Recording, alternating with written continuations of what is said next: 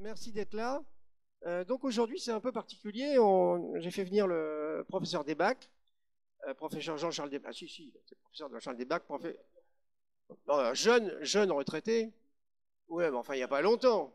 Et qui était professeur, enfin, qui fait de la biochimie et qui va nous parler de l'ARN, pas forcément de l'ARN messager, mais de l'ARN.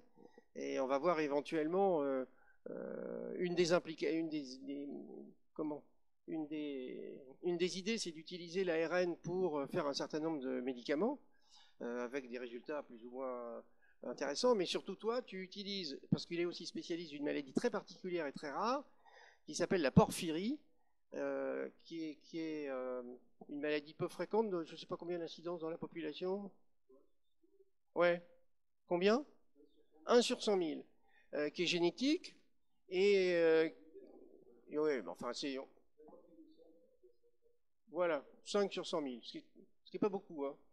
Et c'est une maladie qui a été traitée par différents produits. Et actuellement, les malades sont complètement guéris, j'ai le droit de dire ça, avec l'utilisation d'un produit avec de l'ARN, mais qui n'est pas un ARN messager, qui est un ARN. Je te laisserai le dire. Donc voilà. Alors Franck est là, oui. Franck, vous avez fait au mois de juin. C'est au mois de juin? Ou au mois de juillet, je ne me rappelle plus. Nous avait parlé de l'ADN. Et il avait fait un topo d'1 heure sur l'ADN. Donc voilà, c'est la prolongation un peu de ce qu'avait fait Franck. Franck qui va prendre les cours de biologie depuis un certain temps qui sont prévus, mais là je pense que tu vas t'y mettre là. Voilà. Jean-Charles, je te laisse la parole. Merci beaucoup en tous les cas d'être là. Voilà. Merci Patrick. Bon, je n'ai pas tout nouveau aussi, puisque j'ai fait déjà un topo sur la génétique il y a quelques années. Patrick m'avait invité, mais bon voilà, ça avait été, pour moi j'avais trouvé que c'était un peu compliqué. Je ne sais pas si certains d'entre vous étaient déjà là. La génétique, expliquer la génétique, c'est toujours un peu difficile, mais enfin j'avais fait toute l'histoire, parce que j'aime bien l'histoire de Jean-Louis Mandel, de Georges Mandel et des petits pois, etc. C'était voilà. Donc aujourd'hui, oui, je vais vous parler un peu de l'ARN, pas effectivement trop de l'ARN messager. L'ARN messager n'est pas ma spécialité, mais bien sûr, vous connaissez l'ARN messager, on en a parlé pendant quelques années là. Donc, et non sans problème éventuellement. Donc, je vais vous parler de l'ARN en général, de ce que ça peut faire, à quoi ça peut servir. Et je vais vous donner mon expérience, qui est effectivement celle des porphyries, puisque bien avant que Moderna et Pfizer nous sortent leur ARN messager, ben nous on utilisait déjà de l'ARN qui n'est pas messager chez des patients pour les traiter, des patients que Patrick suivait bien puisqu'on est du même hôpital, on a fait notre cursus dans le même hôpital dans la région parisienne, et en fait lui il voyait aux urgences mes patients arriver et moi j'essayais de les traiter, et effectivement à la fin on a réussi quand même à les, je dirais presque les guérir. On va voir ça.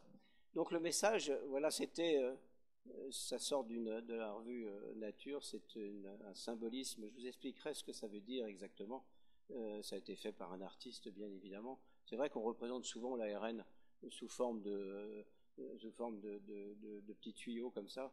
On représente les protéines sous forme sous forme de ruban. Les ARN ont fait un petit peu des tuyaux. Il faut bien représenter d'une certaine manière ce que ça peut représenter dans l'espace. On verra juste à la fin ce à quoi ça correspond exactement. Bon, alors si vous avez des questions, il ne faut pas hésiter à m'interrompre. Je ne viens pas faire un cours, je viens faire plutôt plus près. Pardon. Oui, c'est mieux. Je ne fais pas un cours, je fais une conférence, donc ce n'est pas tout à fait pareil, quoi. Je ne sais plus si j'appuie bien ou pas, ça n'a pas l'air. Non, ça ne marche pas. Oui, c'est embêtant. Oui. Le pointeur marche, et ça marche pas. Ben oui, mais ouais, normalement, ouais. Moi, c'est toujours comme ça. Hein. Ah ben voilà, il faut que j'appuie très fort. C'était pas enclenché, peut-être. Bon voilà, juste pour vous introduire ça, parce que je suis obligé de revenir un peu en arrière. Hein. Franck m'en voudra pas, je suppose. Hein. Il y avait quand même dans une conférence en 1951 des biologistes célèbres à l'époque, hein, sûrement, qui disaient cette phrase exceptionnelle quand même à une exception près, sauf pour l'équipe d'André Boivin à Paris, qui eux disaient pas ça, ils disaient ce qui va se passer après. Il n'y a pas de preuve d'une fonction biologique spécifique médiée par l'un de ces acides nucléiques. Et donc, aucune enzyme, aucune hormone, rien du tout dans ce qui se passe de la cellule ne ressemblait à être quelque chose qui était médié par un acide nucléique. Et donc voilà, ça c'était en 1951. Et en fait, c'est une époque... ah, ça va pas marcher. Hein. Ben, bon, j'arrive à venir une en arrière, mais j'arrive pas... Hein? Ça va pas le faire, je crois. Hein. Non, ça y est. J'y suis arrivé, je crois que c'est un peu... Voilà. En fait, il faut que je me dirige là. Ah, il faut que j'aille... il faut ouvrir la fenêtre pour que j'aille dehors. Bon, je me mets sur le côté alors. Non, ça marche pas. Oui, si, il faut que j'y aille quand même. Il faut que j'y aille fort. Ouais. Bon, alors, c'est vrai qu'à l'époque, en 1950, c'est une époque un peu particulière. C'est-à-dire que la biologie n'était pas délaissée, hein, c'est pas ce que je veux dire, mais enfin, elle était un peu négligée. Et il y avait une raison à ça, c'est que, vous savez, toute la période de première moitié du XXe siècle, et puis même au-delà, eh c'est surtout la physique et la physique quantique, et on faisait de la chimie quantique. Et donc, en fait, les grands noms de la science étaient effectivement beaucoup des physiciens, beaucoup plus que des biologistes, et pas beaucoup de prix Nobel de biologie à cette époque-là. Il y avait quand même de manière intéressante, moi j'aime toujours l'histoire et ce qui s'est passé, et il y avait au moins 2 exceptions notables, et des personnages non négligeables, que vous connaissez peut-être pas bien sûr, hein. Linus Pauling qui a donné son nom à cette fameuse hélice des protéines qui s'appelle l'hélice alpha, vous voyez le ruban, à l'intérieur c'est des acides aminés, hein, vous savez comment c'est fait une protéine. Une protéine ça a une conformation dans l'espace, hein. Et donc en fait c'est lui qui a décrit ça.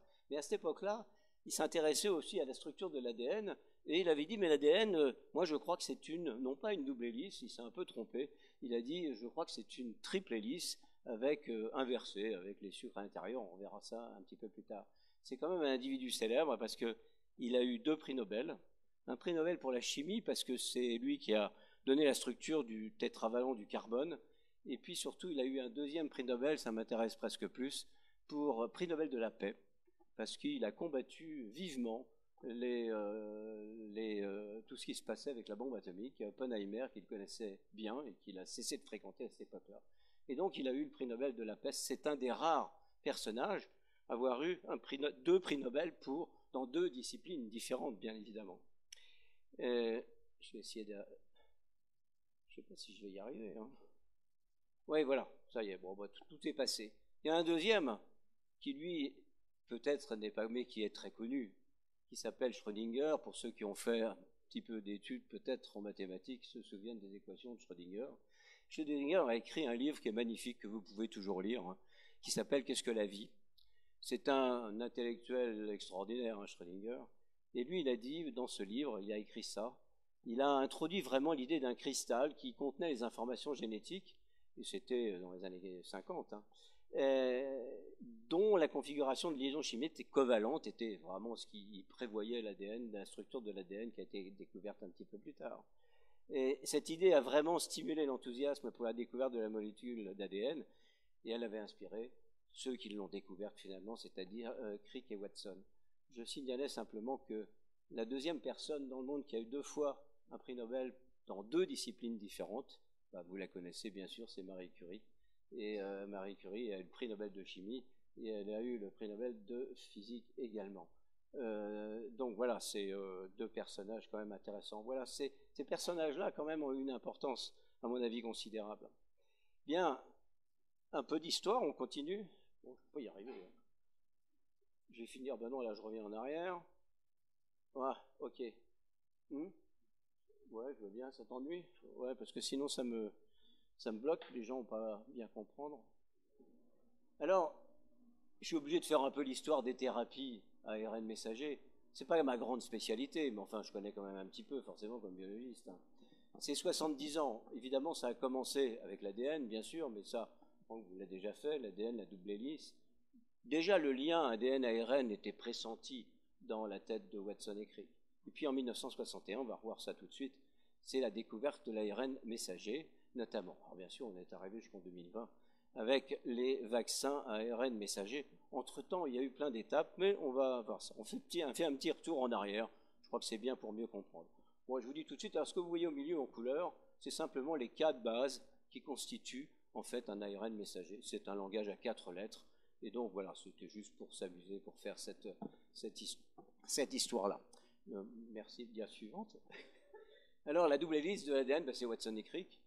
Et donc ils sont là, tout jeunes, avec la molécule d'ADN qu'ils essayent de dessiner. J'ai trouvé par hasard la lettre que Crick, qui est anglais, a écrit à son fils pour lui expliquer ce que c'était. Alors bon, on le dit comme ça, mais cette lettre est fantastique parce qu'elle explique vraiment de manière extrêmement simple, avec des mots les plus simples possibles à son garçon. Il explique comment c'est cette double hélice et comment c'est foutu. Voilà. Un clic suivant, merci. Et là, bon, bien sûr, maintenant on la voit, vous la connaissez, vous l'avez vue, ça tourne, etc.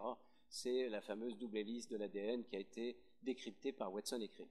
Alors ils ont eu le prix Nobel, bien sûr, en 1962, donc après leur découverte, puisque c'est 1953 la découverte de le premier papier, qui est une feuille avec un dessin comme ça, ça suffisait pour dire ça. Watson et Crick, clic suivant, bon, ils ont vieilli, bien sûr, pas forcément toujours en bien d'ailleurs. Crick, oui, parce que je pense que c'était un Anglais honnête et tout. Watson, c'est un personnage assez sinistre qui a développé des théories racistes, qui a dit que les Noirs, ils étaient moins intelligents que les Blancs et que c'était génétique. Pour ça, il a été viré de ses facultés, etc. Je pense que c'était nécessaire, mais il ne faut pas toujours penser qu'effectivement, les scientifiques sont toujours des individus parfaits. Je pense que là, on a un exemple, on ne le dit jamais, mais enfin, Watson, c'est quand même pas un personnage tout à fait recommandable. Ça n'empêche pas qu'effectivement, ils ont fait ça. Mais je vais vous montrer pourquoi, déjà, dès le départ, c'était pas si terrible que ça. Diapo suivante. Eh bien, il y a eu quand même une petite tricherie, et je dirais, moi, une grande saloperie, excusez-moi du terme, parce que la personne qui a trouvé la structure, elle s'appelle Rosalind Franklin. Elle bossait dans un labo à Cambridge en Angleterre, où Watson est venu avec Crick, mais en fait, c'est elle qui faisait ce qu'on appelle la cristallographie, c'est-à-dire l'étude des structures des molécules. Et elle a trouvé cette fameuse qu'on appelle le cliché 51, bien sûr c'est dans le monde très petit des scientifiques qu'on connaît ça. Bon, on peut voir sur ce cliché, bon je n'ai pas fait de cristallographie, mais on peut deviner qu'effectivement c'était extrêmement important d'avoir ce cliché. Et en fait, le collaborateur de Watson, mais qui était aussi le patron de Rosalind Franklin, qui s'appelait Wisklin, qui a eu aussi le prix Nobel avec eux, il a montré cette photo à Watson et Crick. Lui, il n'avait pas fait le boulot, c'est elle qui a fait le boulot, et son collaborateur, Raymond Gosselin. Et en fait, il l'a piqué, quoi. Et quand il a eu le prix Nobel, bon, il n'a surtout pas mentionné le nom de Rosalind Franklin, mais quand il a eu le prix Nobel, elle était morte, la pauvre, elle est morte à un âge, elle est morte à 38 ans. Et donc, elle n'a pas eu ça. Donc, ils ont eu le prix Nobel, et pendant ce prix Nobel, ils n'ont pas mentionné une seule fois son nom, sauf Wisklin, qui a vaguement parlé. Heureusement, diapo suivante, elle a eu les honneurs du Time Magazine, et c'est ce qu'on appelle un peu l'effet Matilda, quoi. C'est-à-dire, je vais faire, c'était il n'y a pas longtemps, la journée des femmes, c'est le phénomène qui veut que les femmes de science ne bénéficient que très peu des retombées de leur découverte. Et surtout, elles n'ont pas le prix Nobel, enfin, il n'y en a pas beaucoup, il y en a un peu plus maintenant, quand même. Bon, elle est décédée 4 ans avant le Nobel, elle ne pouvait pas l'avoir parce que le comité Nobel a décidé qu'on ne donnerait plus de Nobel à titre posthume. Donc cette pauvre Rosalind Franklin, je lui rends hommage ce soir parce que je pense qu'elle le méritait vraiment. Alors l'effet Matilda, ça vient de... Petit clic, merci. Ça vient dans le langage populaire, l'effet Matthieu, c'est les plus riches deviennent plus riches et les plus pauvres plus pauvres. En fait, ça vient de l'évangile selon Matthieu qui disait car on donnera à celui qui a et il sera dans l'abondance, mais à celui qui n'a pas, on notera même ce qu'il a. Donc voilà, ça c'est l'effet Matilda. Très bien, ça n'a rien à voir avec l'ADN, excusez-moi. Yes, suivante, merci. Bon, alors, les structures, j'ai dit que je ne ferais pas de formule, il n'y a pas de formule vraiment. Enfin bon, on vous a montré ça, quoi. L'ADN, c'est l'acide désoxyribonucléique, et l'ARN, c'est l'acide ribonucléique. C'est des briques élémentaires de cette structure que sont cette longue chaîne qui tourne autour de double chaîne. Une base, un sucre qui s'appelle le pentose, alors qui est soit oxydé, soit désoxydé, et puis un groupe phosphate qui les relie, enfin bref, voilà. Donc, la suivante. Alors, comment ça se passe dans la cellule? Bon, une cellule, vous savez, c'est c'est un peu comme un pays, hein. Il y a un gouvernement central, c'est le noyau.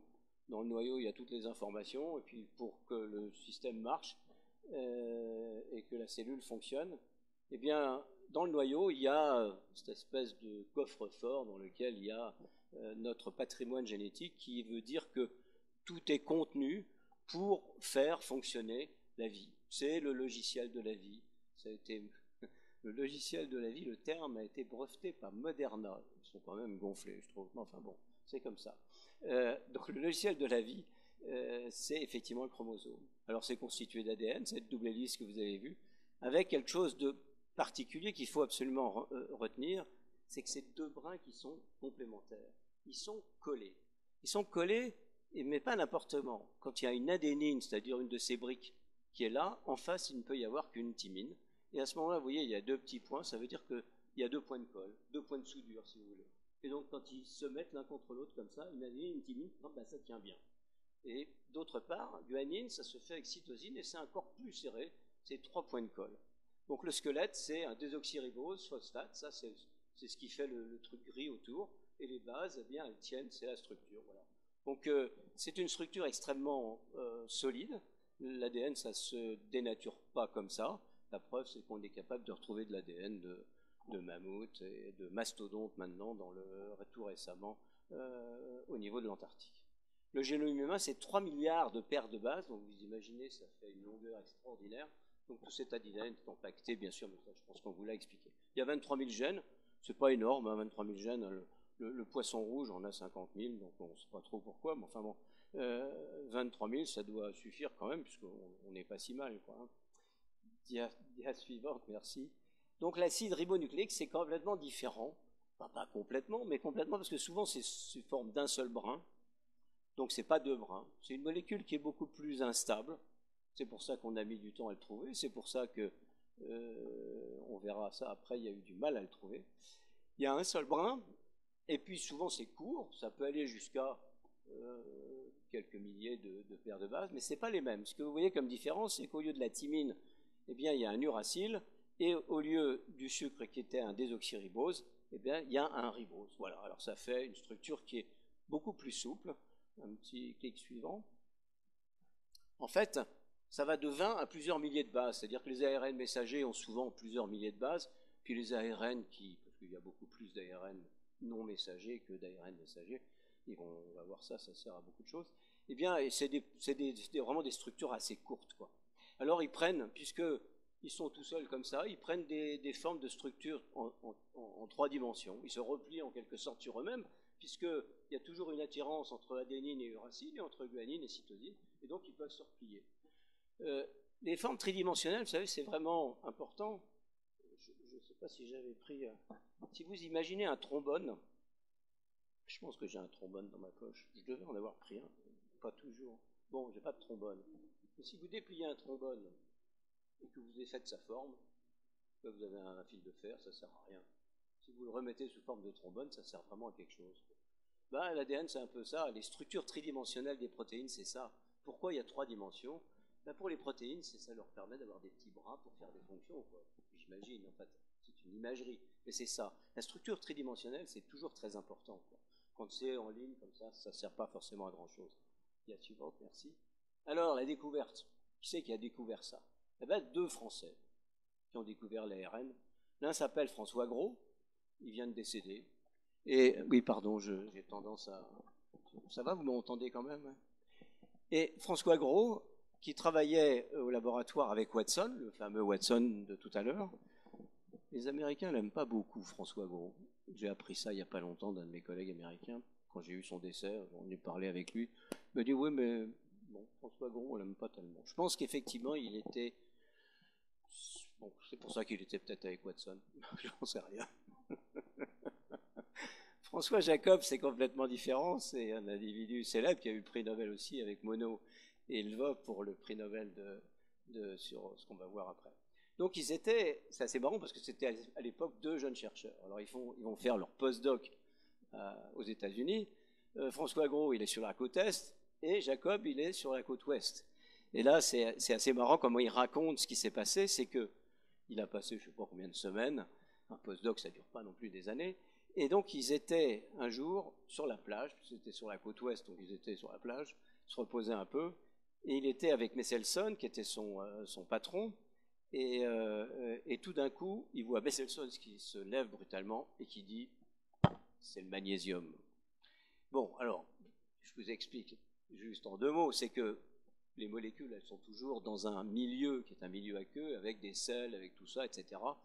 Et effectivement, l'ARN est stabilisé par des concentrations un peu plus élevées de magnésium.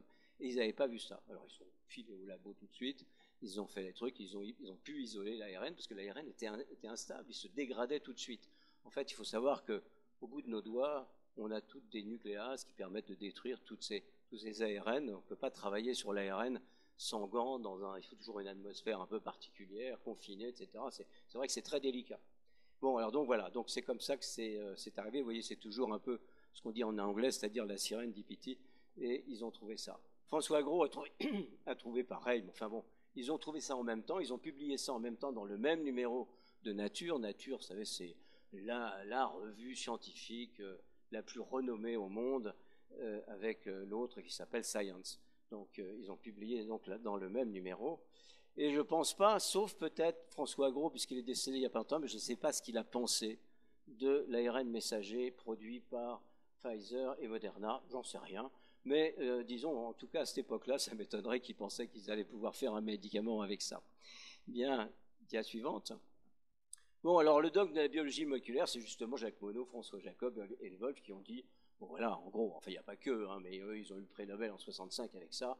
Donc en fait, comment ça se passe dans la cellule? La cellule ne fabrique des protéines et donc des choses qui vont fonctionner, parce que les protéines, c'est quoi? C'est des ouvriers, c'est des structures, c'est tout ça. Enfin, c'est ce qui fait la manière dont nous exposons aujourd'hui. Hein. On est fait de protéines essentiellement, et de flottes hein, surtout. Et donc, l'ADN se transcrit en ARN messager, et l'ARN messager est traduit en protéines. Alors, on va voir un peu comment ça se passe. Dia suivante. Eh bien, on va juste voir, en résumé, l'expression d'un gène humain. Alors, nos gènes ne sont pas comme ceux des bactéries, ils sont plus sophistiqués, ils sont morcelés. Nous, on aime bien les trucs un peu compliqués. Et donc, en fait, un gène, c'est fabriqué d'exons. Pourquoi exons? Parce que ça va s'exprimer. Et puis un tronc, parce que c'est un intrus, en quelque sorte, ça sert à pas grand-chose. En fait, ça sert quand même, mais bon, voilà. On est fait d'exons. Alors, c'est ce gène qui est dans l'ADN, il est sous cette forme-là. Alors, il y a un promoteur, il faut toujours un promoteur pour faire quelque chose. Hein. Donc, on fait ensuite la transcription. Un petit clic, merci. Et on va avoir la copie. La transcription, c'est la copie du gène. C'est une copie courte, hein, finalement, c'est quelques milliers de nucléotides. Hein. En fait, on va voir, l'ADN va s'ouvrir, et puis on va copier un des brins, et puis on aura de l'ARN prémessager. Puis après, il faut maturer, c'est-à-dire qu'il faut enlever les intrus, donc les introns. La maturation, c'est la suppression des introns. Alors à ce moment-là, on a un ARN messager. C'est ça l'ARN messager, c'est donc un brin copie d'un gène, d'un des bras du gène, parce qu'il y a 2 bras, il y a 2 brins, et ça va être cette copie. Qu'est-ce qu'on va faire de cette copie? Qu'est-ce que va faire la cellule de cette copie? Eh bien, elle va traduire. Merci. Voilà, la traduction, c'est la fabrication de la protéine. On va voir un peu plus dans le détail comment ça se passe. Donc, c'est une chaîne d'acides aminés. Hein. Il y a 20 acides aminés dans la nature, et les protéines, eh ben, ça joue avec ces 20 acides aminés, ça fait des milliers de protéines différentes. C'est comme ça. Je vais peut-être prendre le pointeur, c'est bien quand même. Même si le reste ne marche pas. Le pointeur, il marche, non? Je ne sais pas si on voit. Bon, non, sur le blanc. Oui, on voit quand même. Oui, d'accord. Bien. Dia suivante, merci. Donc là, on voit mieux. L'ARN messager. Donc, on l'appelle ARNM, mais bien sûr, le plus souvent, nous, on est forcément, oui, anglais, hein, parce que les publications, c'est en anglais. Hein, 98% de la littérature scientifique, elle est en anglais. Donc c'est difficile de tout le temps traduire en français. J'ai essayé de le faire un maximum ici pour vous, bien sûr, mais c'est vrai qu'on utilise forcément mRNA et non pas ARN messager. Pour moi, spontanément, je dis mRNA, je ne dis pas ARN messager. Quoi. Alors, il est formé par transcription, on vient de le voir. C'est de l'ADN dont il est la copie, et son rôle consiste à transporter l'information du gène recueillie dans le noyau vers le cytoplasme. Donc il sort du noyau, il va dans le cytoplasme, et il sera traduit en protéines par une machinerie, un petit peu de... oui, merci. Par les ribosomes qui sont les acteurs de la traduction. Oh, c'est une machinerie exceptionnelle, quoi. Donc, en fait, ce qu'on voit ici, c'est que c'est ce qui s'est passé au cours de la copie. L'ADN, c'est 2 brins. Alors, on sépare les 2 brins, c'est assez difficile, hein, il faut une enzyme pour faire ça. Et puis, on fait la copie d'un brin, ça fait l'ARN messager, et il est là. Voilà. Alors, c'est un jeu à 4 lettres, comme vous le voyez, quoi. AUG, AUG, c'est le départ en général. Puis après, il y a AUC, UCG, UAA. Ça se lit 3 par 3. Très curieux, hein, quand même. Le code génétique, c'est 3 par 3. Un petit clic, merci. Voilà. Donc, le ribosome, c'est quoi? C'est une tête de lecture. C'est comme nos anciens engins pour lire la musique. Et donc, c'est vraiment une tête de lecture, hein. Il y a un morceau ici, et puis un autre dessous, et l'ARN messager il va passer entre les deux. Et en fait, comment ça se passe? Eh bien, il y a d'autres ARN qui viennent ici. Vous voyez qu'il n'y a pas que l'ARN messager. Il y a des ARN T, c'est des ARN de transfert, qui sont chargés d'un acide aminé. Chaque ARN de transfert possède un acide aminé ici, et il va reconnaître 3 lettres ici, et à ce moment-là, il va le mettre sur la chaîne en construction de la protéine. Un truc fou, quoi. C'est vraiment une machinerie tout à fait exceptionnelle, on en reparlera. Donc, le code génétique, je ne vais pas en parler, ça n'a pas d'intérêt. Les 20 acides aminés sont codés par 3 codons, comme ça, donc par 3 lettres. Voilà, et c'est comme ça qu'on fait une protéine. Bien, dia suivante, merci. L'ARN ribosomique, parce que cette tête de lecture que je reprends ici, eh bien, elle est faite essentiellement presque, il y a des protéines, mais essentiellement d'ARN qu'on appelle ARN ribosomique, donc le terme ARNN. Vous voyez qu'il y a un ARN de plus, donc il n'y a pas que l'ARN messager, hein. On vient de voir déjà l'ARN de transfert, on va le revoir encore. Bien, alors donc on voit ici en détail ce qui se passe. L'ARN de transfert vient ici se placer dans le ribosome sur l'ARN messager, il le reconnaît, il va donner l'acide aminé qui va être rajouté ici. Voilà, donc c'est une tête de lecture, ça se déplace. Et ça fait comme ça, la protéine sort, elle s'allonge jusqu'à plusieurs milliers d'acides aminés, bien évidemment. Les ARN de transfert, ben, il y en a autant que d'acides aminés, puisqu'il y a 20 acides aminés dans la nature, eh bien, il y a au moins 20 ARN de transfert. Ils servent donc à traduire les codons de l'ARN messager en acides aminés. Voilà à quoi ça sert. Alors, ce sont des molécules qui se passent sur les sites du ribosome et qui va être lu par l'ARN messager. Et à chaque fois, il y a un ARN de transfert qui vient, qui pousse l'autre, et puis etc. Donc il y a un transfert qui se fait d'un acide aminé sur la chaîne de la protéine qui est en construction. C'est un mécanisme assez extraordinaire, et en fait, on le verra un peu à la fin, parce qu'il faut bien réserver quelques surprises, ça se fait grâce à d'autres ARN qui sont dans le ribosome. Le ribosome, il est fait de protéines, mais beaucoup d'ARN, qui ne sont pas l'ARN de transfert, qui ne sont pas l'ARN messager, qui sont les ARN ribosomes. Donc, dia suivante. Voilà comment, ça c'est une vue en microscopie électronique pour quand même être sûr que c'est bien comme ça que ça se passe et qu'on voit bien les choses, quoi, hein.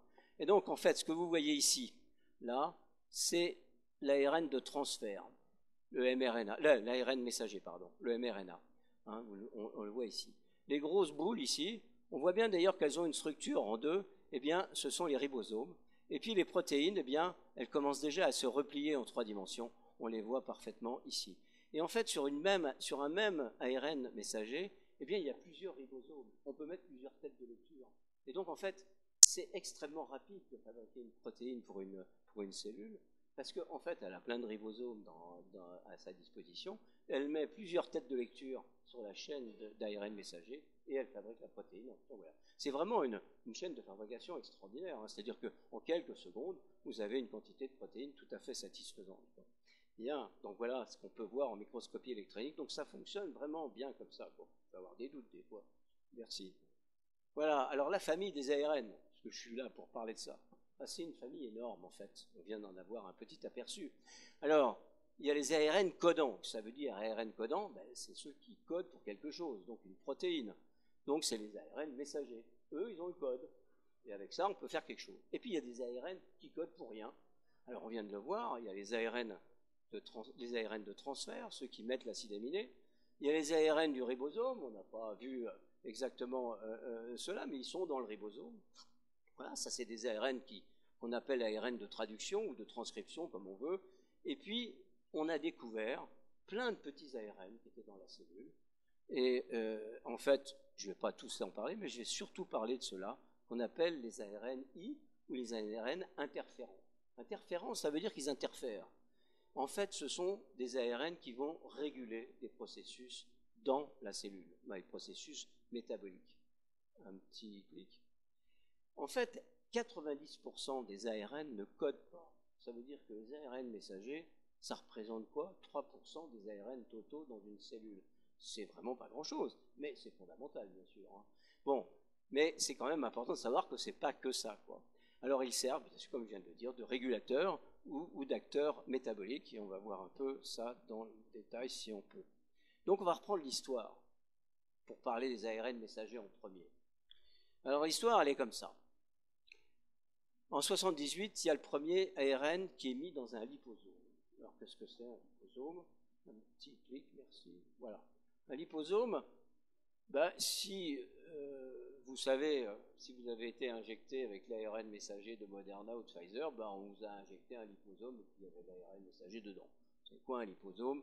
Eh bien, c'est une espèce de bulle lipidique. À l'intérieur, il y a de l'eau et autour, il y a des lipides. Donc, voilà, vous savez, quand vous mettez de l'huile dans l'eau, bah, si vous agitez un peu, ça fait des petites bulles, ça peut faire des vésicules lipidiques comme ça. C'est ça un liposome. Bon, ça a été fait en 1978, cette première chose. C'est-à-dire que la première fois qu'on a pu mettre un ARN messager et l'entourer d'un liposome, ça a été fait en 78. C'était une première étape pour aller jusqu'au RNA messager du Covid. Et puis, ensuite, il a fallu quand même quelques années. Bon, bien sûr, il y a eu des publications, etc. Mais la première utilisation de ce liposome, elle a été faite en 1990, où on a injecté en intramusculaire, comme on nous l'a fait récemment, à un rat in vivo. C'était la première fois. Bon, c'était de montrer que c'était faisable. Il n'y avait pas de thérapie, il n'y avait rien du tout. C'était juste de montrer ça. Mais 2 ans après, il y a quand même une équipe qui a été capable de traiter le diabète insipide d'un rat. Alors le diabète insipide, ce n'est pas le diabète sucré, c'est le diabète où on n'a pas de vasopressine, donc on fait pipi, et puis voilà, c'est pour ça que ça s'appelle diabète insipide.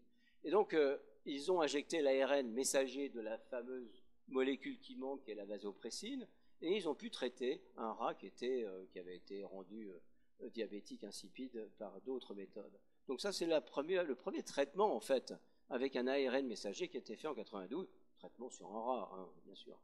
Donc, ensuite, en 95, eh bien, il y a eu un premier vaccin anti-cancer.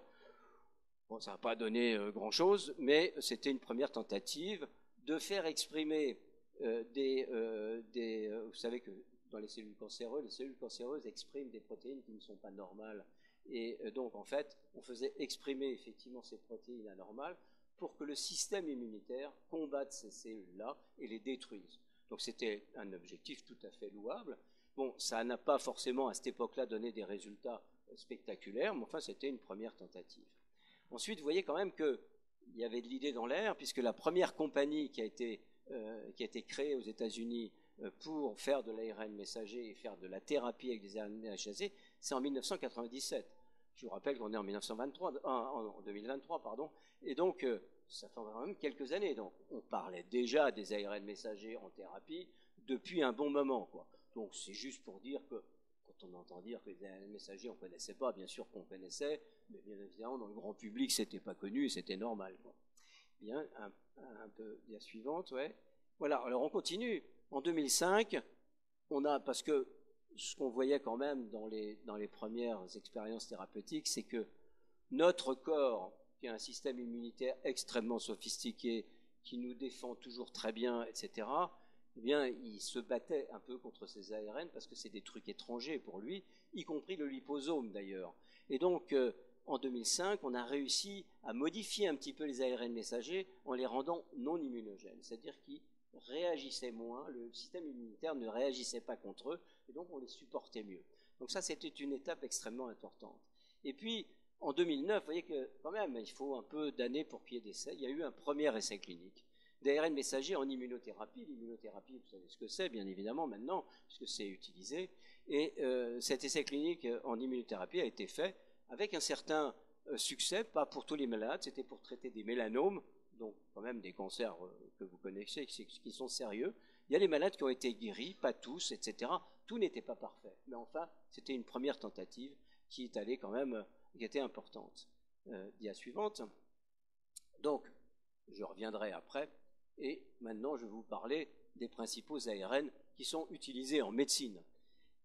Oui, on va cliquer puisque je ne mets pas tout à la fois parce que comme ça les gens peuvent lire. Donc les ARN messagers, on les a vus, copie des gènes qui servent de patron lors de la fabrication des protéines. Ensuite, les ARN interférents. Les ARN interférents, on va le voir, c'est des petits ARN et qui vont se fixer sur d'autres ARN messagers, ou pas, mais souvent messagers, et qui sont des cibles et qui empêchent leur traduction. En quelque sorte, on peut bloquer la traduction d'un ARN messager par un petit ARN en venant se fixer dessus, grâce à la complémentarité des bases dont je vous ai parlé tout à l'heure. Un petit clic suivant. Et puis, le troisième ARN, ça c'est à l'heure actuelle. Hein. Donc, les oligonucléotides antisens. On appelle ça des ASO en anglais, qui veut dire antisens oligonucléotides, bien sûr. Et ce sont des fragments d'ARN qui, cette fois, sont synthétiques, on les fabrique. On a des machines à fabriquer de l'ADN, à fabriquer de l'ARN, etc. Rien n'est difficile à l'heure actuelle avec le développement des machineries en biologie moléculaire. Et ces oligonucléotides, c'est des petits fragments, en général, ça fait 20, 25 nucléotides, c'est tout petit. Ça va s'associer spécifiquement à des séquences d'ARNM qu'on connaît, ou même d'ADN, pour en modifier la lecture. Ça, c'est très intéressant parce que ce sont des molécules qui sont synthétiques, bien sûr, c'est pas gênant que ça soit synthétique, et ça modifie en rien le fonctionnement global de la cellule à la différence des ARN messagers qui, quand on l'injecte dans une cellule, vont faire fonctionner la machinerie cellulaire. C'est tout à fait différent. Donc pour moi, les ARN interférents et les oligonucléotides antisens, c'est vraiment des thérapies, des ARN qui sont très intéressants dans les thérapies actuelles. Les ARN messagers, c'est intéressant, ça pose beaucoup de problèmes, mais ça, vous le savez sûrement. Dia suivante. Alors, on est obligé de parler de la vaccination anti-Covid quand même. Hein. Je ne suis pas là pour parler du vaccin en général, etc. Ce n'est pas mon sujet du tout. Un petit clic, s'il vous plaît, merci. Il s'agit de quoi? On a un ARN messager codant pour la protéine spike. La protéine spike, c'est celle qui est, vous l'avez tous vu, à la surface, cette espèce de pic qui est à la surface de cette saloperie qui est le SARS-CoV-2 et de ce virus, et qui permet au virus d'entrer dans nos cellules. Cette spike, elle rentre par un récepteur que nous avons sur nos cellules dans les voies aériennes supérieures et qui leur permet de rentrer dans ces cellules. Bien, deuxième, cet ARN donc préparé, il est injecté, encapsulé dans un liposome. Là, vous avez un liposome un peu plus structuré que celui que je vous ai montré tout à l'heure. On appelle ça une nanoparticule lipidique maintenant, LNP. Bien, donc l'ARN est à l'intérieur et autour il y a des lipides en fait. Hein. Donc différents types de lipides d'ailleurs, ils sont différents chez Moderna, de chez Pfizer, etc. Oui. Les cellules exposées fabriquent, qu'est-ce qui se passe? On vous injecte le produit. Les cellules exposées fabriquent alors la protéine et la présentent à leur surface. On vous injecte ça en intramusculaire, le produit diffuse dans les cellules musculaires. En fait, comme c'est des liposomes, ils se marient très bien avec la cellule et l'ARN rentre dans votre cellule musculaire ou d'autres cellules qui sont autour des cellules musculaires. Et qu'est-ce qui se passe? La cellule, elle voit un ARN messager, elle peut le détruire éventuellement parce qu'elle ne le reconnaît pas, mais comme on a modifié un peu les ARN et que finalement on a optimisé la lecture et tout ça, elles vont lire le messager. Et elles vont fabriquer la protéine spike. Qu'est-ce qu'elles en font de cette protéine spike? Quand c'est une protéine qui est exportée, il y a des séquences pour dire pour aller dehors, elles vont le mettre à la surface de leur cellule. Qu'est-ce qui se passe à ce moment-là?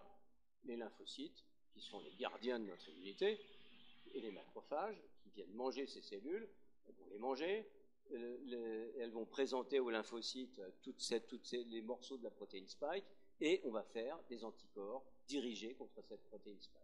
C'est le principe du vaccin. C'est un principe très général à tous les vaccins. De toute façon, c'est la présentation d'un antigène et au système immunitaire qui va faire des anticorps contre ça. Là, ce qui est particulier là, c'est que on n'a pas préparé un antigène, on fait préparer l'antigène par nos propres cellules. Alors, point suivant, les cellules qui ont reçu l'ARN messager et expriment la protéine d'intérêt à leur surface sont détruites et l'ARN messager vaccinal avec. Ce mécanisme est donc supposé transitoire. Je dois dire que je suis un peu, pas complètement dubitatif, mais je demande quand même un peu plus à nos laboratoires. Moi, je n'y suis pour rien, hein, bien sûr, je ne travaille pas dessus.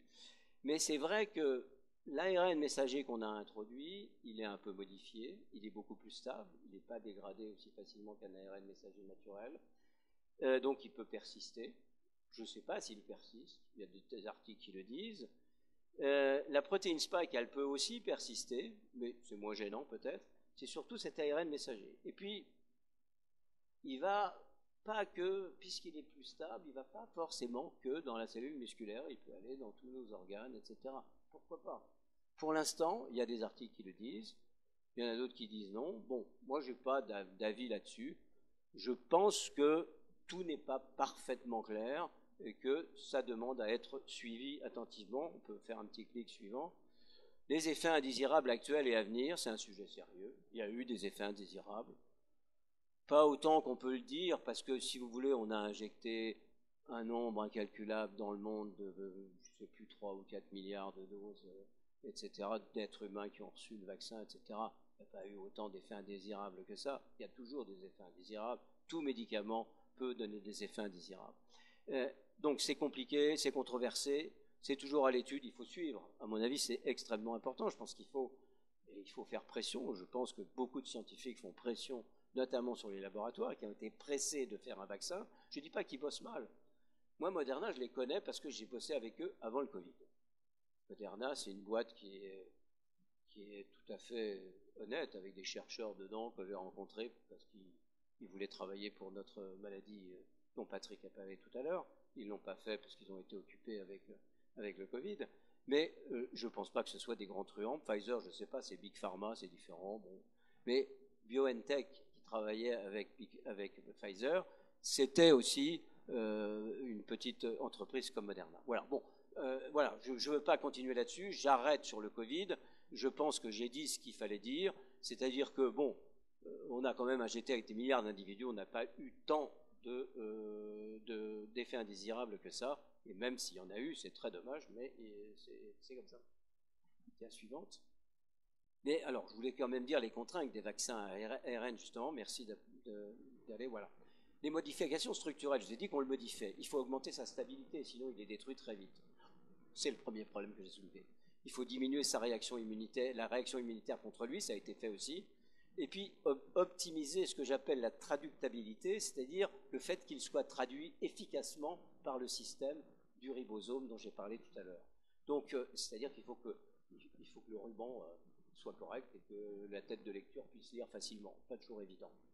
Un coup suivant, la conservation, de stockage, le transport, tout ça, vous l'avez vu, ça c'était un énorme problème. Je dois dire qu'effectivement, si au moins on doit tirer le chapeau à ces entreprises, même si on peut les traiter de tout ce qu'on veut, en fait, ils ont été capables de distribuer, de stocker, de transporter ce vaccin partout dans le monde. C'était assez exceptionnel, je dois dire, quand même. Point suivant, des effets indésirables potentiels, ben oui, je vous ai dit, la distribution tissulaire incontrôlée de l'ARN, la transcription inverse, c'est la grande question, l'intégration dans l'ADN. Moi, je n'ai pas de réponse là-dessus, je ne peux pas en donner, parce qu'il n'y a pas de démonstration pour l'instant d'intégration, des démonstrations vraies, hein, d'intégration dans l'ADN, et en tout cas modifier notre génome dans nos cellules germinales, non, ce n'est pas le cas. Dia suivante. Voilà, je m'arrête là-dessus. C'est vrai que c'est une blague facile. Je pense qu'elle traîne dans tous les laboratoires de biologie. Et après tout, c'est vrai. Dia suivante. Alors, bon, je suis déjà assez long, je ne vais pas aller là-dessus. C'est pas la peine, parce que c'était pour aller sur un site internet de Moderna, justement. Enfin, si tu arrives, c'est bon. Moderna est une entreprise qui a développé énormément d'ARN messager. Elle existe depuis 12 ans, je crois, maintenant. Oui, il ne faut pas accepter les cookies. Voilà, on peut. Est-ce qu'on peut. Ouais, on sait pas très. Oui, voilà. Est-ce qu'on peut descendre encore? Voilà, merci. Bon, en fait, c'est ce qu'on appelle leur pipeline, c'est-à-dire leur programme. Donc actuellement, descends encore un peu, merci. Actuellement, ils ont sur le marché des vaccins Covid, des vaccins Omicron variants plus la première souche. Ils ont un variant, avec, etc. Enfin, ils ont différents variants qui ont tous obtenu l'AMM, c'est-à-dire l'autorisation de mise sur le marché. Tu peux descendre encore un peu. Merci. Et là, on commence à voir ce qu'on appelle des phases 3. Vous savez que pour un médicament, il y a des phases précliniques, puis après la phase 1, la phase 2, la phase 3 et la mise sur le marché. Normalement, ça demande une dizaine d'années pour un médicament. Là, ça a été beaucoup plus rapide puisqu'ils l'ont eu en 18 mois. Quoi. Donc maintenant, où ils en sont, c'est très intéressant. Ce que je voulais montrer là-dessus, c'est que Moderna, pour l'instant, de mise sur le marché, il n'y a que les vaccins Covid. Donc pour tout le reste, on peut descendre encore, parce qu'ils développent des tas de choses, pas seulement pour le Covid. Merci d'aller encore. Donc ils développent un truc pour le vaccin pour la grippe, flou, c'est la grippe. Et après, on peut descendre encore un peu. Eh bien, ils développent encore un peu, puisque ça c'est encore du Covid. Voilà. Donc là, ils commencent à traiter des maladies. Ici, il y a le CMV, cytomégalovirus, que vous connaissez, le vaccin. Vous voyez qu'ils sont presque en phase 3. Donc ils ne sont pas loin, mais ils n'ont pas encore de médicaments sur le marché qui soient en dehors du Covid. On peut descendre encore un peu. Donc ils font des vaccins pour HIV en ce moment, mais vous voyez qu'ils sont seulement en phase 1. Il faut dire que le vaccin pour HIV, c'est une longue histoire quand même. Ils ont des vaccins pour Zika, ils ont terminé la phase 2 pour Zika, et c'est quand même intéressant. Ensuite, ils ont d'autres thérapeutiques, par exemple dans les maladies, dans les hépatites auto-immunes. Ensuite, ils ont des maladies des RNA pour le cancer. Kiras, c'est pour le cancer. Et ensuite, ils ont bon là je connais un peu moins, ils essayent des thérapeutiques sur le cancer. Ensuite, un peu plus bas, vous voyez qu'ils ont un nombre là c'est des maladies métaboliques, je connais un peu mieux. Donc là, ils sont sur une phase 2 pour une maladie qui s'appelle l'acidémie propionique et puis l'acidémie méthylmalonique. Ils ont des très bons résultats à l'heure actuelle sur ça. Je connais un peu mieux parce que c'est des maladies métaboliques que je connais, sur des maladies de stockage du glycogène, etc. Donc ils travaillent également, non pas sur des vaccins, mais sur des maladies métaboliques. Et c'était en fait vraiment c'était vraiment ce qu'ils savaient faire de mieux à l'époque. Ils sont venus sur les vaccins un peu poussés par le Covid-19. Voilà. Bon, on peut arrêter et puis revenir sur ma diapo. Donc ça, c'est accessible. Vous allez sur Moderna TX et comme ça, vous saurez ce qu'ils font. Je pense que c'est très bien de pouvoir suivre ce qu'ils font. On peut faire la même chose sur Pfizer. Mais Moderna, ils sont un petit peu plus ouverts, je trouve. Bon, dia suivante. Bon, voilà. Maintenant, je vais vous parler de ce que je connais quand même un peu plus, c'est-à-dire les RNA interférents ou RNA inhibiteurs. On les appelle RNI ou RNAi, comme on veut. Alors, qu'est-ce qui s'est passé? En fait, c'est une belle histoire, là aussi, mais complètement différente, quoi. En 1990, il y a un premier rapport scientifique qui décrivait l'interférence ARN, et c'était Napoli et Jorgensen qui travaillaient sur les pétunias et qui ont élucidé le passage des pétunias blanches au lieu d'être violettes. Donc, tout à fait intéressant, des gens qui travaillaient sur les plantes et qui ont montré sur les plantes qu'il y avait des RNA, petits RNA, eh bien, qui interféraient justement avec certaines particularités phénotypiques de ces plantes. Et puis, Fire et Mello, on voit un peu plus loin ici parce qu'ils ont eu le prix Nobel, eh bien, ils ont publié un article, dans Nature bien sûr, sur un effet également d'inhibition d'un gène dans le ver Cerabditis elegans, qui est un ver qu'on utilise beaucoup en biologie, et ils ont inventé le terme interférence ARN. Ensuite, il y a eu la création du premier laboratoire qui s'appelle Alnilam, et qui est vraiment un laboratoire spécialisé dans les ARN interférents. Et en 2006, Fire et Mello ont eu le prix Nobel de physiologie et de médecine pour la découverte la caractérisation de ces ARN interférents. Et puis, vous voyez que quand même, il a fallu attendre une bonne dizaine d'années pour avoir une première étude de phase 3 avec un agent thérapeutique utilisant un ARNI. Mais en fait, ça a été après beaucoup plus vite, puisque dès 2018, Alnilam, qui est une société avec laquelle moi j'ai travaillé, bien sûr, et le premier traitement à base d'ARN interférent a été autorisé aux États-Unis et en Europe, dans le traitement non pas d'une maladie dont je m'occupais moi, mais qui s'appelait l'amylose héréditaire, et ensuite la porphyrie aiguë, dont je m'occupe moi-même. Donc, dia suivante. Alors, les ARN interférents, un petit clic, merci. Contrairement à l'ARN messager. L'ARN messager, c'est long. l'ARN du Covid, il doit faire 4200, je ne sais plus exactement, enfin plus de 4000 bases, donc c'est une longue chaîne d'ARN messagers. Les ARN interférents, c'est des petits ARN, ils sont courts, ils font 20 à 40 nucléotides, donc c'est tout petit.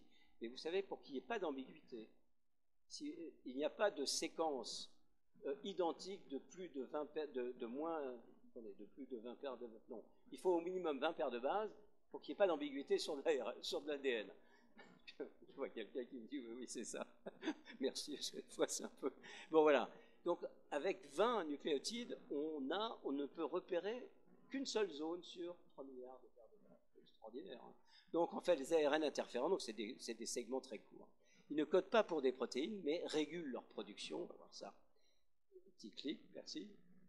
Alors, ils sont un potentiel thérapeutique majeur, bien sûr, parce que comme ils vont réguler la production des protéines, on s'imagine bien que c'est majeur, quoi.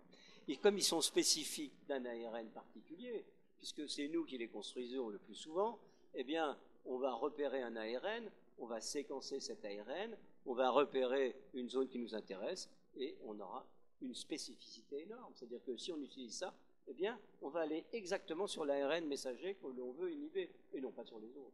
Donc on ne va pas gêner la cellule du tout. On va gêner juste un truc particulier, une synthèse particulière. Donc ils sont sans effet dans les cellules qui ne produisent pas l'ARN messager cible en plus. C'est-à-dire que, vous savez, toutes les cellules ne produisent pas les mêmes choses. Un foie produit beaucoup de choses, mais une cellule musculaire, elle produit ce dont elle a besoin, pas toutes les protéines, pas celles que produisent le foie, pas celles que produisent le rein, pas celles que produisent le poumon, pas celles que produisent le cerveau. Donc avec ça, on a vraiment en quelque sorte une tissu spécificité qui peut être considérable. Et la suivante. Alors donc ils peuvent être ciblés en plus vers un tissu particulier, je vais vous montrer ça, vers le lieu de la maladie, parce qu'il y a des maladies qui sont d'emblée hépatiques, ou d'emblée cœur, ou d'emblée cerveau, d'emblée rein, etc. Et on peut cibler parce que, vous savez, on connaît un peu nos cellules maintenant, on sait que chaque type tissulaire a des particularités à sa surface, des récepteurs particuliers, le foie particulièrement. Un petit clic encore. Alors, le développement des ARNI, c'est extraordinaire, quoi. Il y a plein de sociétés qui travaillent dessus. Il y a plus de 20 programmes. Alors, cette dia est un peu ancienne. Et c'est beaucoup, bien sûr, Alnylam, qui est une entreprise qui est pas loin de celle de Moderna, d'ailleurs. Hein. Ils sont tous à Boston, hein, pour la majorité. Hein. Boston, c'est vraiment l'endroit où on fabrique tous les vaccins du monde, plus ça. Dia suivante, bon, je ne vous détaille pas, ça n'a pas d'intérêt. Hein. Alors, ce qui est intéressant, c'est de savoir qu'il y en a plusieurs qui ont déjà obtenu un AMM, c'est-à-dire une autorisation de mise sur le marché, aussi bien aux États-Unis qu'en Europe. La suivante, le premier c'était en 2017, donc vous voyez c'était déjà il y a quelque temps, le patisiran, qui était indiqué dans l'amylose hépatique héréditaire, c'est une maladie sévère, hein, qui est provoquée par l'accumulation d'une protéine dans les nerfs périphériques et le cœur, qui s'appelle la transthyrétine. Et la transthyrétine, ben, c'est pas bon, quoi. Et ça crée une maladie sévère. Et donc, le propos, c'était d'inhiber la production de cette protéine. Et donc, on a utilisé un premier ARN interférent avec comme cible l'ARN de cette protéine, entraînant sa destruction. Et on a eu d'excellents résultats cliniques. C'était tout à fait spectaculaire. La suite, le lumasiran, ensuite, a été indiqué dans une forme d'hyperoxalurie. L'hyperoxalurie, c'est la production de trop d'acide oxalique, là également à cause d'une protéine en excès, et c'était aussi très spectaculaire pour ça. Le troisième, eh bien, c'est le mien, si je puis dire, c'est le givosiran qui a été indiqué dans la porphyrie hépatique aiguë, qui est une des porphyries dont je m'occupais, et qui est une maladie génétique grave du foie. On va voir le détail, comme ça je vous montrerai quand même des résultats vrais. La suivante, ça marche très bien. Hein. Patrick ne verrait plus mes malades. Bon, moi, je ne les vois plus non plus, mais Patrick ne les verrait plus non plus aux urgences. Hein, il serait très content. C'est pour ça que tu es parti. Et l'inclisiran, qui est une molécule qui commence à être un peu connue parce que c'est une molécule qui cible une protéine qui s'appelle PCSK9 et qui permet de faire baisser le taux du cholestérol. Et donc, elle est vendue actuellement. Hein, et il y a des gens qui ont des hypercholestérolémies extrêmement graves, qui résistent aux statines. Et ça, c'est un traitement qui est indiqué. Alors, bien sûr, ce n'est pas un traitement qui est bon marché. Mais c'est 2 injections par an, ce qui n'est pas vraiment terrible quand même. Donc c'est pas mal, je pense que ça peut être. Je pense qu'il y a une version même orale, j'ai lu ça, qui devrait être disponible. Donc vous voyez, c'est tout à fait intéressant. Bien, je vous parle un peu de la suivante. Alors ma porphyrie, c'est ça. Alors je vous explique un peu comment ça marche. En fait, je m'occupe d'une voie de synthèse qui s'appelle la synthèse de l'hème. L'hème, vous savez, c'est dans l'hémoglobine. C'est le groupement dans l'hémoglobine qui fixe l'oxygène. Bon, voilà, c'est comme ça. C'est important pour nous, parce que sinon on ne peut pas respirer. Donc, l'hème, c'est un peu comme la fabrication d'une voiture. La voiture, c'est l'hème, et puis il y a une chaîne de fabrication, puis il y a des ouvriers. Et il y a 2 ouvriers, puisque vous savez qu'il y a 2 gènes, donc chaque gène fait un ouvrier. Donc, sur chaque voie de synthèse comme ça, il y a toujours 2 ouvriers en quelque sorte.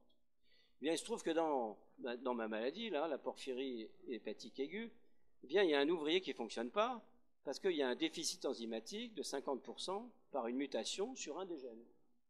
Donc cet ouvrier, il ne bosse pas, et comme il ne bosse pas, eh bien, il y a une diminution de la production d'hème, puis surtout, il y a accumulation. Vous voyez bien sur une chaîne de synthèse, si un ouvrier s'arrête, la chaîne ne marche pas bien, ça s'accumule en amont. Il y a une accumulation en amont. On peut appuyer un petit coup, merci. Qu'est-ce qui se passe à ce moment-là? Eh bien, c'est un peu comme à l'usine. Hein. Si le contremaître ne voit pas qu'il y a un ouvrier qui n'est pas là, il va dire, dites donc, ça s'accumule, là, il faudrait accélérer les cadences. Eh bien, en général, on accélère les cadences au niveau du départ. Et donc, ce qui se passe là, c'est exactement ça.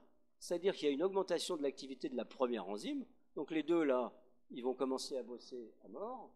Et puis, qu'est-ce qui se passe après? Ben, il y a accumulation encore plus de produits intermédiaires toxiques. Pour que vous compreniez un peu, je vous les appelle, ils s'appellent ALA et PBG. Peu importe ce que ça veut dire. Enfin, si, ça veut dire acide delta aminolévinique et ça veut dire porphobilinogène. Avec ça, vous ne savez rien. Donc, c'est pas grave. Simplement, c'est toxique. C'est toxique pour les nerfs. Et les gens, quand ils ont ça, ils ont mal au ventre. Et donc, ils vont chez Patrick Brun aux urgences et ils ont très très mal. Ils sont, n'est-ce pas, Patrick? Voilà. Bon, alors, qu'est-ce qu'on va faire avec ça? Eh bien, petit coup de diable. Eh bien, on va utiliser un ARN interférent qui va empêcher l'augmentation de l'activité de la première enzyme. Et ça marche de manière, c'est le givosiran, ça marche de manière spectaculaire. Dia suivante. Vous avez compris, ça va, c'était compréhensible le système. Alors le givosiran, c'est un ARN inhibiteur pour diminuer l'activité de l'enzyme, de l'ouvrier, le premier, là, indiqué pour le traitement de la porphyrie aiguë. C'est Almilam qui l'a fabriqué. Avec nous, on a fait tous les essais pendant... Ça a duré, là, c'est pas comme le Covid, ça a duré un peu plus. Un petit clic suivant, merci. Alors, c'est un ARN double brin. Bon, ça existe, peu importe qu'il soit simple brin ou double brin, c'est pas grave. Et on lui a lié une molécule qui s'appelle GalNAc. C'est joli comme nom, GalNAc. Enfin bref, ça veut dire N-acétylgalactosamine, c'est quoi? C'est une molécule sucrée et qui permet d'atteindre spécifiquement le foie. C'est-à-dire que là, on va cibler que le foie. Pourquoi? Merci. Pourquoi? Parce que dans le foie, bon, je vais m'approcher un peu qu'on voit quand même, mais voilà. Dans le foie, il y a des récepteurs au GalNAc. Pourquoi? Parce que, moi, je ne rentre pas dans les détails. Il y a beaucoup de récepteurs. Il y en a des milliers. Et donc, le GalNAc, il a une grande affinité et spécificité pour ce récepteur. Et donc, il y en a un très grand nombre sur la membrane. Donc, il va rentrer facilement dans l'hépatocyte, dans la cellule hépatique. Ça, c'est une cellule hépatique. Un petit coup suivant. Et dans la cellule, cet ARN inhibiteur, qu'est-ce qui se fait? Eh bien, il va utiliser une machinerie assez exceptionnelle de notre cellule, que je ne vais pas nommer, qui s'appelle RISC, mais peu importe.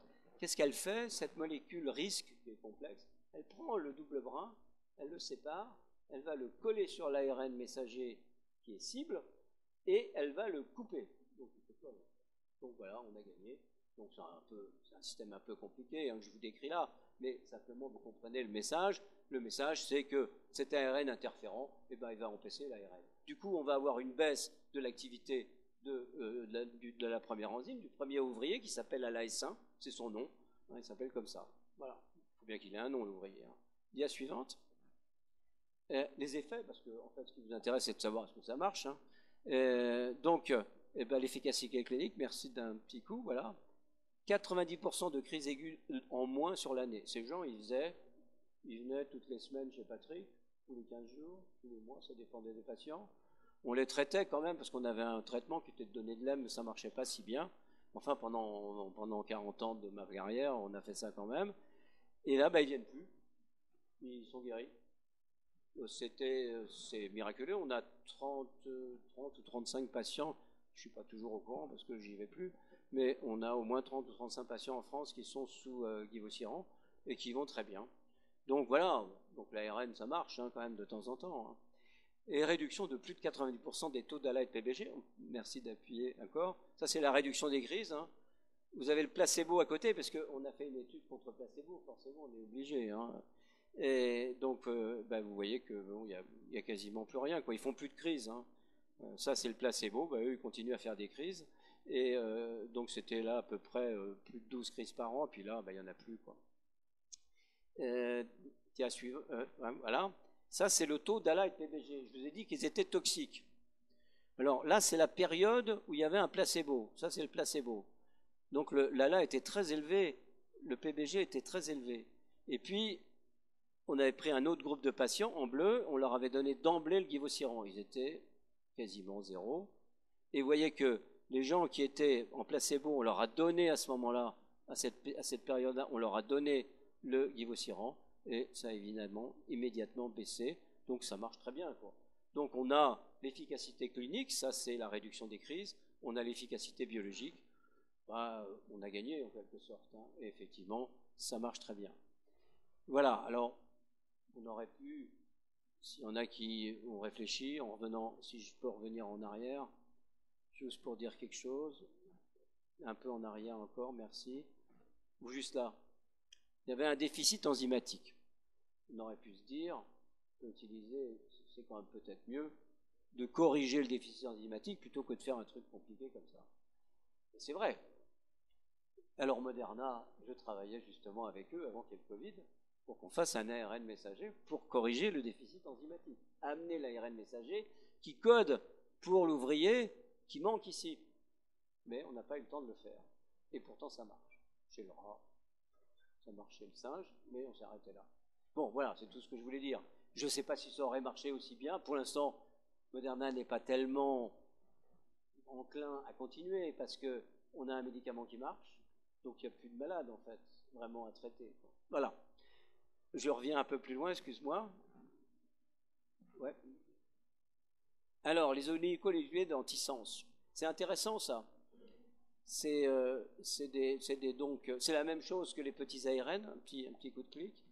C'est des courtes séquences d'ARN aussi, une vingtaine de nucléotides, qui vont se lier de façon spécifique, pareil sur un ARN cible, et qui peuvent, là, masquer ou révéler des séquences impliquées dans la maturation. Mais là, c'est nous qui les choisissons. C'est-à-dire que nous faisons la synthèse de ces oligonucléotides et on va savoir exactement ce qu'on veut faire. Et on va les cibler. Un petit coup de clic, merci. Plusieurs médicaments ont été conçus sur cette approche avec différentes voies d'administration et dans des indications variées, on va les voir.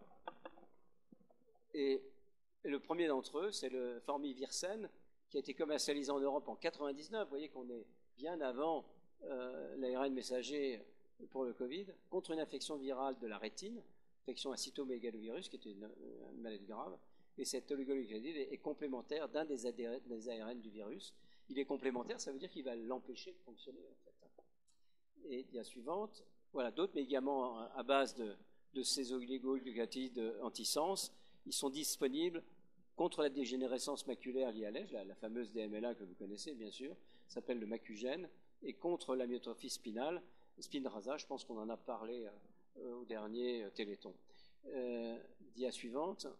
Voilà. Il y en a une centaine d'autres en cours de développement dans tous les domaines thérapeutiques, que ce soit le cancer, l'infection. C'est vraiment un domaine en plein développement. Et je pense que là, il y a plein d'avenir pour ces ARN-là, en dehors, encore une fois, des ARN messagers. Dia suivante. Je voulais juste finir sur la note. Je vous avais promis un petit truc au début. Et un petit coup de clic suivant. Eh bien, c'est dans cet article, et pour le publier, qu'a été fait la première diapo avec la nouille que je vous avais montrée. Là, vous avez, alors c'est un article fantastique, je veux citer Adayona, parce qu'Adayona a eu le prix Nobel, c'est elle qui a découvert les ribosomes, et elle travaillait aux États-Unis, et puis après en Israël. C'est une scientifique absolument exceptionnelle. Moi, je suis béat devant ses travaux. Pour elle, elle travaille sur l'origine de la vie. Ce qui l'intéresse, parce que vous savez, on se dit c'est pas l'ADN qui est l'origine de la vie, c'est l'ARN messager. Pourquoi? Parce que c'est une petite molécule, c'est pas compliqué, dans une espèce de bouillon avec les premiers éléments carbonés qu'il faut, etc., on peut fabriquer de l'ARN messager. Et elle a été très loin parce que, en fait, elle a fait toute la structure des ribosomes. Là, vous voyez un ribosome. Alors, c'est la grande sous-unité, c'est-à-dire celle qui est au-dessus. Et en fait, à l'intérieur, ici, il y a une espèce de poche. C'est cette poche qui est ici, qui est faite de 2 ARN, qui ne sont pas des messagers, bien sûr, de 2 molécules d'ARN qui sont à peu près identiques, qui sont représentées ici dans leur structure tridimensionnelle. Donc là, on les représente en une espèce de tube, comme je vous avais dit.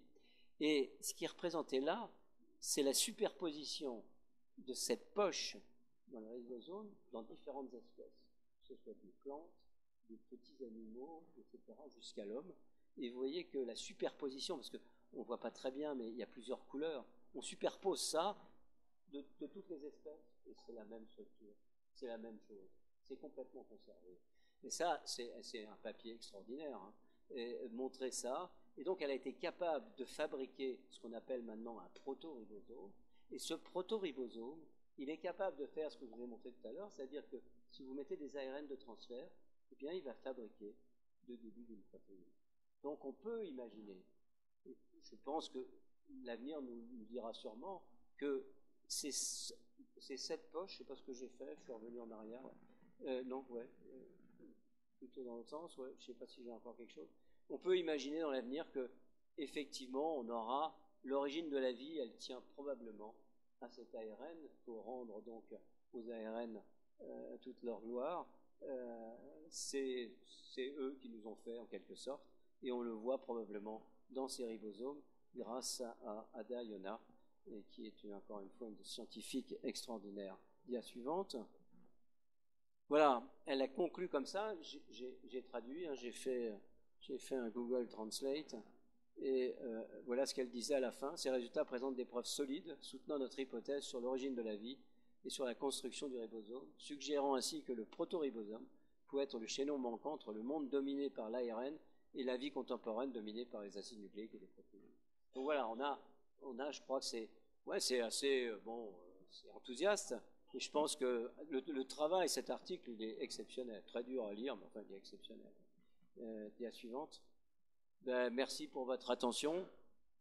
Merci à l'UPE, bien sûr, pour votre invitation. Et merci à Patrick, mon très cher collègue et ami, bien sûr.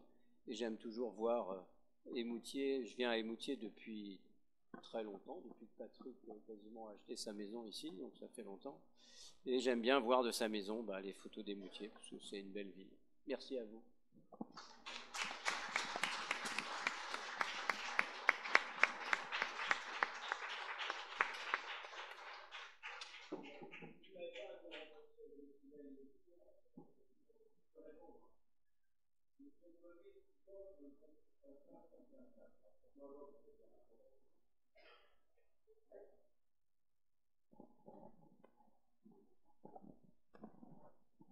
Je voulais savoir au sujet du macugène, si c'était à l'état d'essai ou si c'est déjà thérapeutique. Alors je pense que c'est déjà thérapeutique. Je ne sais pas s'il y a eu un AMM exactement. Ouais, vous êtes intéressé directement par la question.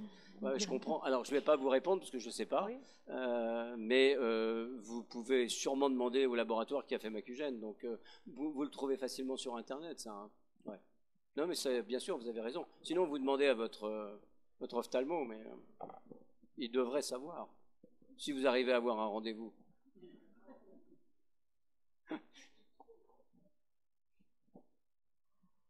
Bonjour monsieur. Bonjour.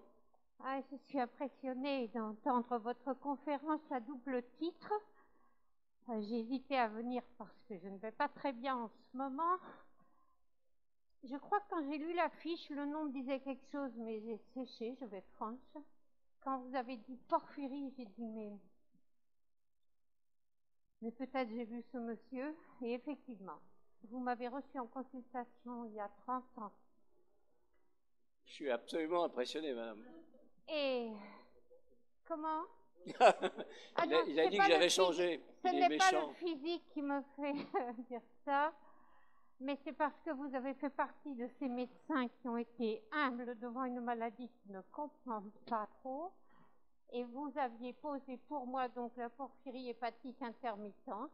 C'est celle dont j'ai parlé. Pendant des années, j'ai envoyé de temps en temps des prélèvements puisque les résultats ont été douteux.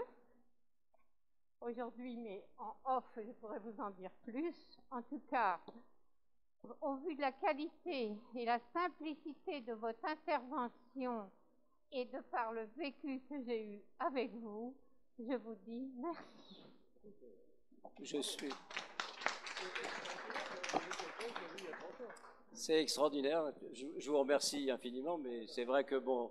Non, mais bien sûr, je sais bien. Donc, écoutez, non, j'ai rien à dire, bien évidemment. Mais les porphyries, on en voit partout, vous savez. Moi, je suis pas venu m'installer à Émoutier, mais je me suis installé dans les Alpes à un moment donné.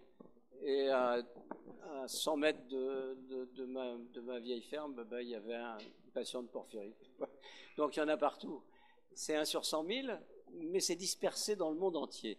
Il n'y a pas de cluster, comme on dit. Merci à vous. Merci. J'ai des questions sur des... Merci d'abord pour la conférence. Hein. Et puis j'ai des questions sur des problèmes de stabilité. Ouais. Bon, comment est-ce qu'on... D'abord, sur les ARN messagers, comment est-ce qu'on les stabilise? Alors on les stabilise en remplaçant les uridines par des pseudo-uridyles. Ouais. Ça, c'est ce qui permet... Alors ils en ont mis partout. Ouais. Après, ils modifient le cap... Enfin, on va rentrer dans des détails. Okay, modifie le cap, on allonge la queue. Ouais. Qu'est-ce qu'on fait d'autre? Il y a, pour les uridyles, ça stabilise, puis ça augmente la traductabilité aussi, quoi. D'accord, ouais. Mais je sais pas que ça que tu peux trouver. Alors moi, je connais un peu, mais, non, mais pas dans les détails de ce qu'ils ont pu faire. Ouais. Mais on doit pouvoir le trouver sur le net, Okay. ce qu'ils ont fait. Et bon, ils communiquent pas toujours, bien sûr, mais en fait, ils font beaucoup de modifications, ce qui évidemment pose problème. Oui. Mais on ne peut pas nier que le fait d'augmenter la stabilité d'un ARN messager qui normalement est détruit rapidement, le fait de prolonger sa vie, c'est pas forcément bon pour nous, quoi. Bon, moi je suis rassuré, si vous voulez, j'en discutais avec mon épouse qui est généraliste. Et elle me dit, mais écoute, je te comprends, mais on a vacciné, elle n'a pas d'idée sur le vaccin, elle a vacciné parce que, voilà. Et elle dit, mais on a vacciné quand même des milliers de femmes qui étaient enceintes, on n'a jamais eu pour l'instant de problème chez les enfants. Oui. Il n'y en a pas. Non, je ne suis pas inquiet, moi. Il y a eu des problèmes dans les effets, il y en a eu des effets indésirables. Oui. Il y en a eu des milliers. On les connaît bien, ils ne sont pas forcément dus à l'ARN, ils peuvent être dus aussi au liposome. Oui. Donc, ils sont pas forcément, ils sont assez immunogènes, quoi. Donc, c'est ça que je ne comprends pas aussi. Pourquoi un ARN messager est immunogène? Alors, parce que, oui, c'est vrai que le messager, il est immédiatement... Est-ce qu'il est détruit? Je pense qu'une séquence nucléotidique, c'est quand même quelque chose d'étrange pour le système immunitaire.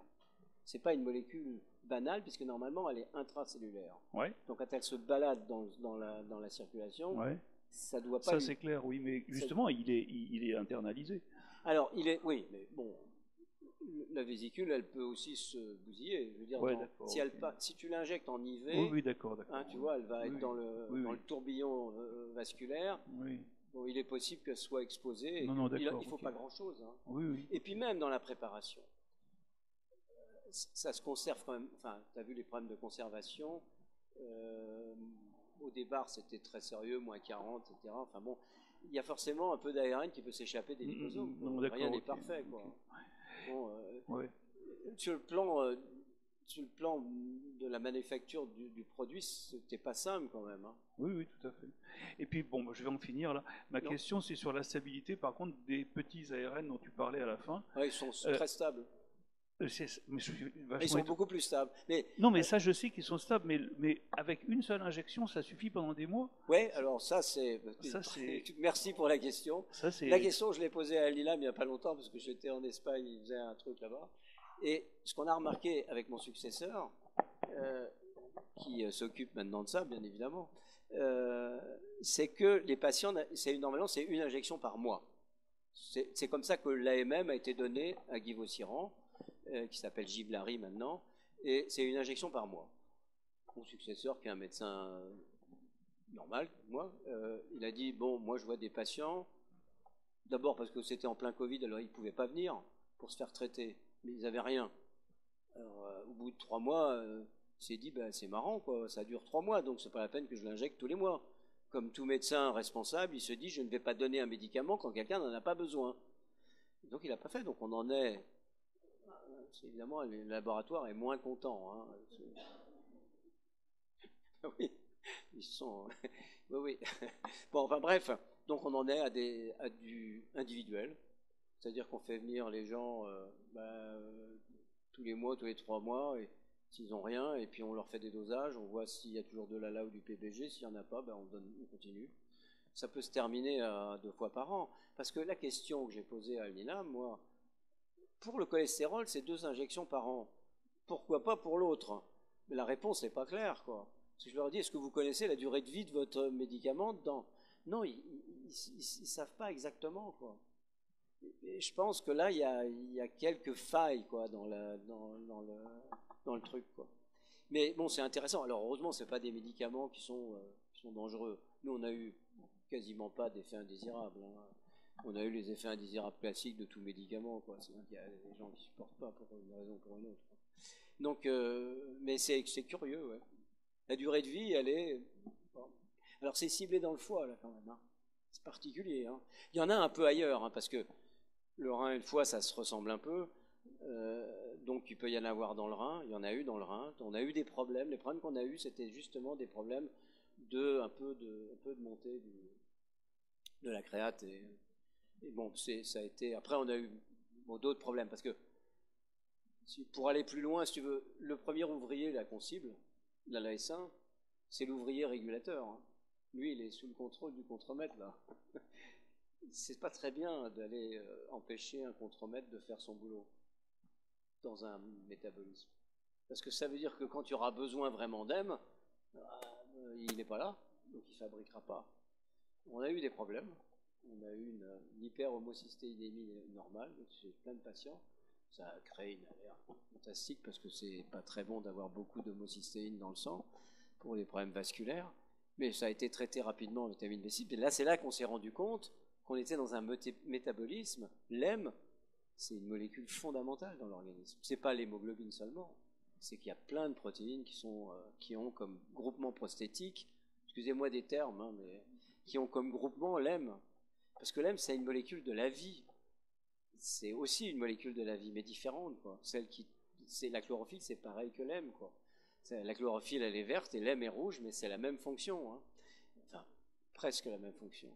Donc, en fait, c'est des molécules fondamentales. Donc, jouer sur une synthèse de l'hème, au départ, nous, on était moyennement d'accord avec Alnina. On disait, mais entendez, c'est pour ça que moi, j'aurais préféré que Moderna bosse sur un ARN messager. Maintenant, je ne sais pas s'ils vont le faire, parce qu'il n'y a plus de patients, alors ils ne vont pas vouloir le faire. Ça, c'est la vie, hein. C'est la vie des labos, quoi. C'est-à-dire que, déjà, on peut être content, quand on travaille dans les maladies rares, on peut être content qu'il y ait des laboratoires qui travaillent dessus. Et c'est vrai, parce qu'ils dépensent beaucoup d'argent, il faut quand même le dire, hein. Et en même temps, ils n'ont pas beaucoup de patients, parce que dans les maladies rares, il n'y a pas beaucoup de patients.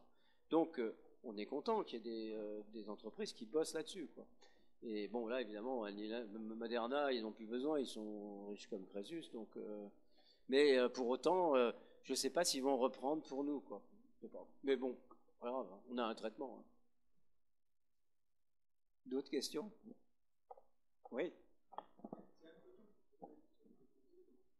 Il n'y a jamais... On va traiter de plus en plus de maladies à partir de choses comme ça. De choses comme ça. Ouais. Donc, est-ce que vous avez déjà en tête ce qui peut se passer? Est-ce qu'il peut y avoir des interférences entre toutes ces modifications à un certain moment? Il peut. Je Ouais. pense qu'avec l'ARN interférent, peut-être moins, parce que c'est ciblé. On touche un ARN messager. Je pense qu'avec l'ARN messager, c'est plus compliqué. Je dois dire que je suis un peu déstabilisé par le fait que, effectivement, on les a stabilisés, les ARN messagers. Ça m'embête un peu. Mais après tout, j'en sais rien pour l'instant, parce que c'est pas ma spécialité du tout.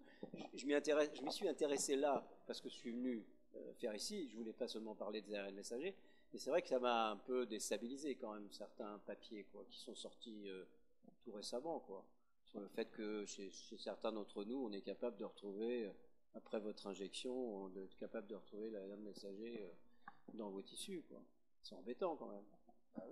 Donc je pense qu'il faudra qu'on soit prudent, mais je crois que c'est une grande leçon. Mais je reste, mais je comprends qu'on puisse avoir des doutes sur tout ça. Bon, on a traité quand même énormément de gens. Je pense que ça a empêché des formes graves. Il faut voir quand même que dans les effets indésirables, il y en a beaucoup qui ont été faits chez des personnes âgées. Donc en fait, il faut relativiser les choses. C'est vrai que si vous avez un effet indésirable chez une personne de plus de 80 ans, bon, je veux dire, Patrick a une bonne expérience là-dessus. Je crois qu'en vaccinant, il a eu un patient qui a fait un AVC alors qu'il venait pour être vacciné.